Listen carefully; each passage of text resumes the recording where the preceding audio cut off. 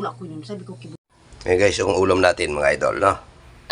Wow! Ang dami nating gagataan. Wow! Ang dami. Wow, ang dami mga idol. Ang dami nating ulam. Bibigyan natin ating mga anak nito. Baliw! Ayan mga idol, nakulo na. Wow, napakasarap nito guys. Oh. Ang daming paminta. Isang kaldero. Ang ating ulam. Sarap nito guys, gagataan na lang natin yan. Napaksiw pa lang natin yan guys. Ayan guys, kain tayo guys. Bahala ka sa ganun? buhay mo. Yung mga ginamit tayong music, bakit copyright? Kung kailan matataas na ang views mga idol, bakit kinopyright naman? Huwag naman kayong madamot mga guys.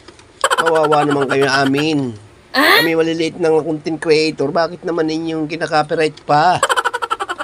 Naobliga tuloy kami mag-delete guys. Ayan guys, kain tayo mga idol.